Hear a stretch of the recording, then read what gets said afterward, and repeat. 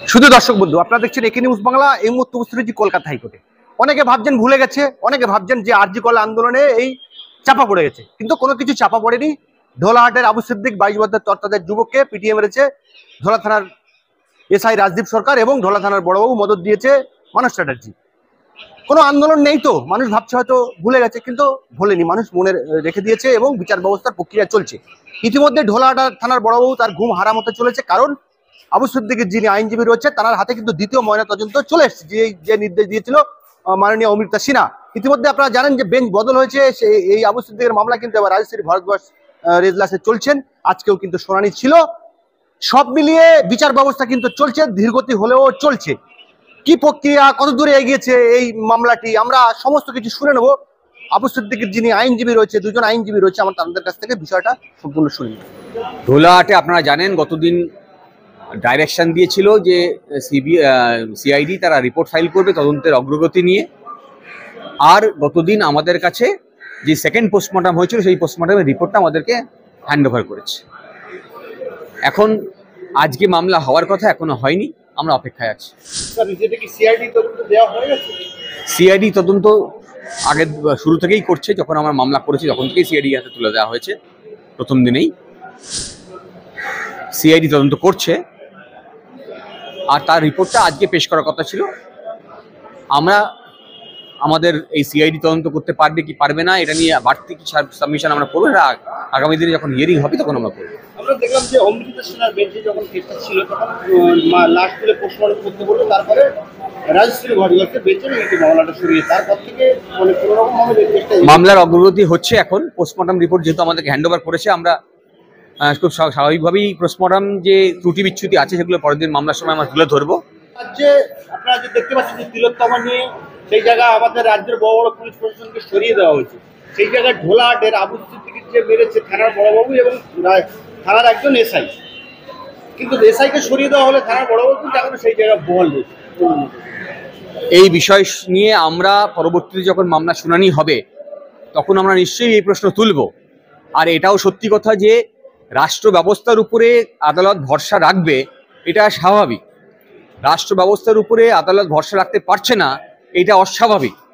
আর এই যে দীর্ঘদিন এই যে ঢোলাহাটের মামলা হয়েছে, আরও বিভিন্ন মামলা হচ্ছে যেখানে আমরা এইসব প্রসঙ্গ তুলে ধরছি যে পুলিশ আইনের বিধি মেনে কাজ করছে না, সেই দীর্ঘদিনের অভিজ্ঞতা আস্তে আস্তে আমাদের আদালতের কাছে পৌঁছাচ্ছে।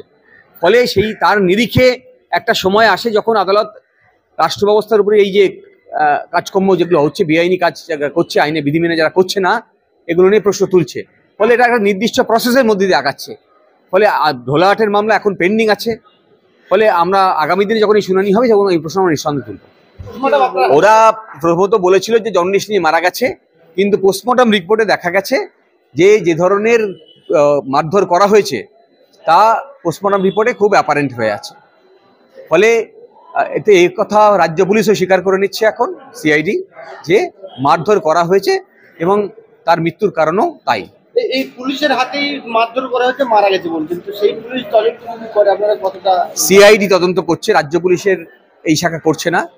ফলে আগামী দিনে সিআইডিও করতে পারবে কিনা সেটা নিয়ে আমরা আদালতে আমাদের সাবমিশন রাখবো। আপনি কোন সংস্থাকে দিয়ে তদন্ত করালে আইনজীবী হিসেবে? কোনো সংস্থাই আজকাল ভালো কাজ করছে না।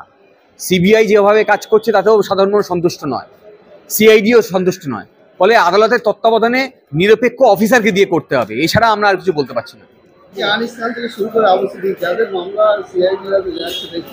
সিআইডিও করতে পারেনি, সিবিআই এর কাছে সারদা ছিল, নারদা ছিল, এখনো শিক্ষা দুর্নীতি আছে, আর কয়লা দুর্নীতি আছে।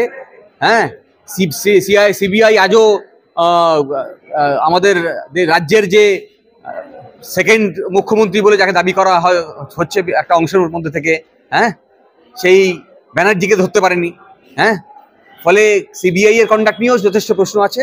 ফলে আমরা কোনো তদন্তকারী সংস্থা যারা রাষ্ট্র ব্যবস্থার মধ্যে নিরপেক্ষ তদন্ত করা উচিত ছিল তারা কেউই করছে না বলেই আমরা মনে করছি।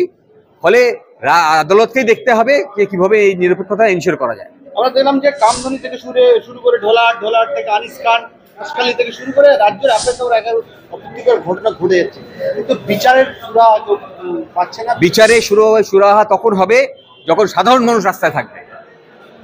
এই রাষ্ট্র ব্যবস্থার এই সিস্টেমে ভরসা না করে সাধারণ মানুষ রাস্তায় নেমেছে, তাই দেখুন বিচার চলছে। সাধারণ মানুষ রাস্তায় নামতে পারলে বিচার হবে, এটা দীর্ঘদিন ধরে বলছি। এটা সাংবাদিকদের কাজ যেমন প্রচার করা, তেমন সাধারণ মানুষকে ওটা উপলব্ধি করতে হবে যে আপনার রাস্তায় নামলেই এই বিচার হবে, রাস্তায় না থাকলে বিচার হবে না। শহরের মানুষ যতটা তাড়াতাড়ি এবং যতটা স্বতঃস্ফূর্তভাবে রাস্তায় নেমে পড়ে কোনো কিছু ঘটলে, গ্রামের মানুষের কিন্তু অনেক সমস্যা। মানুষকে ভয় দেখানো হয়, একটা থ্রেট কালচার সারা পশ্চিমবঙ্গ জুড়ে চলছে, তার জন্য মানুষ ভীত হয়ে থাকছে। এই ভয়কে আমাদেরকে জয় করতে হবে আর সাহসকে সঞ্চারিত করতে হবে সারা মানুষের মধ্যে, তাহলেই আমরা বিচার পাবো। তার শেষ প্রশ্ন করবো, আমরা প্রথম থেকে আবু সিদ্দিকীর নিয়ে সম্প্রচার করেছি, সেই জন্য অনেক মানুষ আমাদের চ্যানেলগুলো দেখে এবং প্রশ্ন করতে থাকে যে কি হলো। তো যারা এই উদ্বিগ্নের মধ্যে রয়েছে তাদের জন্য একটু কি বলবেন আপনি?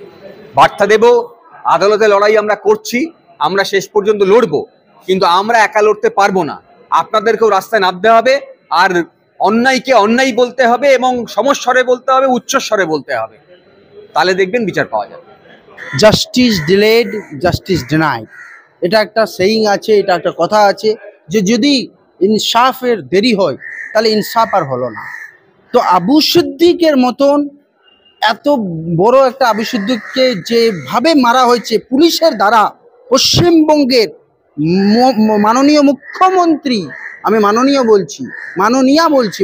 মুখ্যমন্ত্রী মমতা ব্যানার্জির পুলিশ ওনাকে মেরে দিয়েছেন, ওনাকে হত্যা করেছেন রীতিমতো, কিন্তু এখন পর্যন্ত পুলিশের বিরুদ্ধে কোনো রকম কিছু হলো না। এবং হাইকোর্টে যা ম্যাটার পেন্ডিং আছে, অনারেবল জাজদের কাছে আমি অনুরোধ করছি যে আমরাই বলি অ্যাজ এ ল স্টুডেন্ট, আইনের ছাত্র হিসেবে আমরা যখন শুনি পড়ি যে জাস্টিস ডিলেড জাস্টিস ডিনাইড, তো এইটাকে মানছেন না কেন? আবু সিদ্দিকের বিচারটা দিচ্ছেন না কেন? আবু সিদ্দিককে নিয়ে আন্দোলনও কেন? বুদ্ধিজীবী সমাজ যারা নিজেকে বলে আমরা ইনসাফের পক্ষে, আমরা ন্যায়ের পক্ষে, তারা কেন আন্দোলন করছেন না? কেন প্রতিবাদে মুখ খুলছেন না? কেন ভদ্র বাবুরা কেন মুখ খুলছে না? কারণ আছে, কারণ আবু সিদ্দিক নামটাও তো জানতে হবে। আবু সিদ্দিক একটা সংখ্যালঘু সমাজ থেকে বিলং করা একটা ছেলে যখন মারা যায়, তার জন্য আওয়াজ তোলার মতন পশ্চিমবঙ্গের ভদ্রলোক সমাজের হয় না। ভদ্রলোক সমাজ জাস্টিসে কখনো ডিসক্রিমিনেশন করতে নেই, হিন্দু মুসলিম মাইনরিটি মেজরিটি কোনো কিছু করতে নেই। যেখানে অন্যায় হয়েছে অন্যায়ের প্রতিবাদে দাঁড়াতে হবে। কিন্তু আজকে আমরা দেখছি সিলেক্টিভ জিনিস হচ্ছে, সিলেক্টিভ হওয়াটা বন্ধ করা দরকার। আমি যেমন লড়াই করছি, আমাদের মেয়ে তিলোত্তমার জন্য সারা বাংলা জুড়ে লড়াই চলছে, আমরা প্রতিবাদ জানাচ্ছি আবু সিদ্দিকের জন্য, আমরা প্রতিবাদ জানাচ্ছি সাবিরের জন্য, আমরা প্রতিবাদ জানাচ্ছি আপনি নাম নিলেন আনিস খানের জন্য, এখনো কামদুনির নির্যাতিতা, এই সবার জন্য প্রতিবাদ জানাচ্ছি। আমরা সিলেক্টিভ রাজনীতি করতে চাইছি না, আমরা চাইছি যেখানেই অন্যায় হবে। মমতার পুলিশ যখন অন্যায় করেছে, মমতার পুলিশকে রেজিগনেশন, তার বিরুদ্ধে সাজা। এখন পর্যন্ত মুখ্যমন্ত্রী, আমি ঠিক আছে হাইকোর্টে পেন্ডিং আছে, হাইকোর্ট নেবে, মামলা ডিলে হচ্ছে, জাজেদের অভাব, মামলা হচ্ছে না। জাস্টিস ডিলেড জাস্টিস ডিনাইড, কিন্তু মুখ্যমন্ত্রী কি করছেন? ওনার হাতে তো পুলিশ মন্ত্রী কি করছেন? ওনার হাতে তো প্রশাসন।